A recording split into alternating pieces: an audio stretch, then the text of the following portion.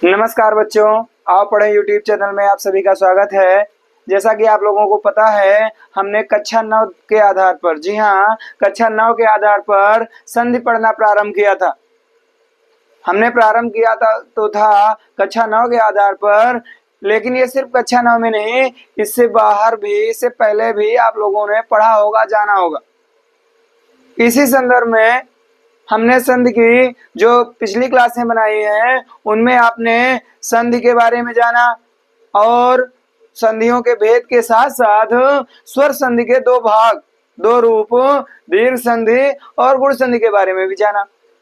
हम, जैसा कि आपको पता है, हम संधि में सिर्फ संधि नहीं पढ़ रहे, सिर्फ संधि की परिभाषा नहीं पढ़ रहे हैं, बल्कि उसके सूत्र की विवेचना के साथ साथ संधि पढ़ रहे हैं। और जैसा कि हम जानते हैं, सूत्र समझने के लिए हमें प्रत्याहारों की आवश्यकता होगी। प्रत्याहार समझने के लिए आपको महेश्वर सूत्र की जरूरत होगी, और इसीलिए हमने वर्ण और महेश्वर सूत्र के बारे में पहले ही पढ़ लिया था। जिन बच्चों को नहीं पता है वो हमारे पिछले वीडियो में इसे देख सकते हैं। तो चलिए आज शुरू करते हैं अपनी संधि की तीसरी क्लास, और जिसके अंतर्गत आज हम पढ़ेंगे वृद्धि संधि। जी हाँ, आज हम वृद्धि संधि पढ़ने वाले हैं। और वृद्धि संधि पढ़ने से पहले, जैसा कि हमें पता है, किसी भी संधि को पढ़ने के लिए हम क्या करेंगे, हमें परवर्ण और पूर्ववर्ण की आवश्यकता होगी। बिना परवर्ण और पूर्ववर्ण के हम किसी संधि की पहचान नहीं कर पाएंगे। और परवर्ण पूर्ववर्ण कहाँ मिलते हैं? जब विच्छेद होता है। हमें विच्छेद करना आना चाहिए। विच्छेद करने के साथ साथ उसकी संधि करना भी है। जैसा कि हमें पता भी है, कुछ ट्रिक्स भी बताई जाती हैं, लेकिन सदैव याद रखिएगा कि ट्रिक्स हमेशा 100% काम नहीं करती। कैसे नहीं काम करती? जैसे पहले आप दीर्घ संधि है, दीर्घ संधि की ट्रिक क्या है? जहां पर आपको दीर्घ मात्रा दिखे, बड़ा आ, बड़ी ई, बड़ा ऊ और ऋषि की दीर्घ ये मात्रा दिखे, वहां पर दीर्घ संधि होती है। जहां पर ए की और ए की मात्रा दिखती है, वहां पर गुण संधि होती है। सॉरी, ए की और ओ की मात्रा दिखती है, वहां पर गुण संधि होती है। लेकिन इसके साथ साथ यहाँ पर अर भी होता है और अल भी होता है।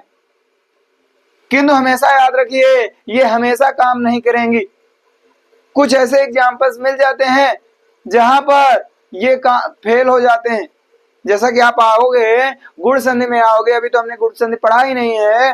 गुण संधि में हम आपको ट्रिक बताएंगे, और उस ट्रिक को जो नहीं 100% काम करती है उसको भी बताएंगे कि जो गुण संधि का ट्रिक है, गुण संधि की ट्रिक है, उसके अनुसार वो संधि वहां पर गुण होना चाहिए था, लेकिन वो निकलती है दीर्घ संधि। जैसे दैत्यारी, दैत्यारी में गुण संधि में बताया जाता है या वा राला, या वा रा ला। इनके पहले यदि कोई आधा वर्ण है तो वहां पर ऋण संधि होगी, लेकिन दैत्यारी में या से पहले आधा वर्ण है ता, लेकिन वहां पर दीर्घ संधि है। तो जब ऋण आ जाएंगे तो उसको विस्तार से समझ लेंगे। आज हमारा टॉपिक वृद्धि है, और दूसरा टॉपिक क्या था कि हम पहचान तो करें, ठीक है, किससे? ट्रिक से, लेकिन 100% हमारा इसी में हमारा तो जोर है कि बच्चों हमें 100% ट्रिक के भरोसे नहीं होना चाहिए। उससे पहले हमें उसका पूरा विश्लेषण, पूरी विवेचना, पूरा लॉन्ग मेथड समझना चाहिए, आना चाहिए। चलिए तो आज शुरू कर रहे हैं वृद्धि संधि। वृद्धि संधि में क्या है? वृद्धि संधि का सूत्र कहता है वृद्धि रेच। क्या कहता है? वृद्धि रेच। इसका मतलब क्या होता है? वृद्धि, वृद्धि और एच। जी हाँ बच्चों, वृद्धि और एच। अब ये है क्या? तो जब हम इसका विच्छेद कर रहे हैं तो वृद्धि और एच आ रहा है, और ये एच का तात्पर्य क्या है? तो जैसा कि आप जानते हैं, प्रत्याहार में एक प्रत्याहार है एच, है ना। ये कैसे बनता है? महेश्वर सूत्र में, महेश्वर सूत्र से बनता है। पहला महेश्वर सूत्र आपका है अयोड़, दूसरा है ऋलृक, तीसरा है ए ओंग। जी हाँ बच्चों, ए ओंग से लेकर के ए ओंग और फिर ऐ औच, ए ओंग और ऐ औच। अब इस ए ओंग और ऐ औच में ए से शुरू करते हैं और चा तक जाते हैं तो हमें ये संज्ञा कोण को हटा करके मिलते हैं ए ओ ऐ औ। जी हाँ बच्चों, क्या मिल रहा है? ए ओ ऐ औ। यही हमारे एज प्रत्याहार है। जी हाँ, यही हमारे एज प्रत्याहार है। अब हमारी संधि क्या कह रही है? हमारी संधि कह रही है कि वहां पर वृद्धि होता है। कहां पर? जहां पर पूर्ववर्ण एच हो, अर्थात ए ओ ऐ औ में से कोई हो। लेकिन क्या संधि सिर्फ पूर्ववर्ण से हो जाएगी? पूर्ववर्ण से नहीं होगी। लेकिन यहाँ पर परवर्ण के बारे में नहीं कहा गया है, तो फिर क्या करेंगे? तो जैसा कि हम बार बार जानते हैं, बार बार कहते हैं कि सूत्र अधिक से अधिक बातों को कम से कम शब्दों में कहना चाहता है, और यदि यहाँ पर कोई चीज पहले से कही गई है, बार बार ये उसको दोहराता नहीं, रिपीट नहीं करता। तो इसने परवर्ण को नहीं बताया। क्यों? क्योंकि ये परवर्ण अभी ऊपर वाला ही चाहता है। जो पहले इससे बताया गया था, कह रहा उसी को लेकर के चलिए। तो जो पहले परवर्ण था, तो हमने पहले इस दीर्घ संधि में पढ़ा था अका सवर्ण दीर्घा, जहां पर परवर्ण और पूर्ववर्ण दोनों अक थे, लेकिन सिर्फ अक नहीं थे, समान थे। इसके बाद दूसरा हमने पढ़ा था गुण संधि, जिसमें आत गुणा गया था। इसने क्या कह दिया? आत। जहां पर परवर्ण आत हो, वहां पर गुण संधि हो जाती है। आत मतलब ह्रस्व आ या दीर्घ आ। लेकिन अब ये सिर्फ किसकी बात करी? इसने बात करी सिर्फ परवर्ण की। तो क्या सिर्फ परवर्ण से पता चल जाएगा?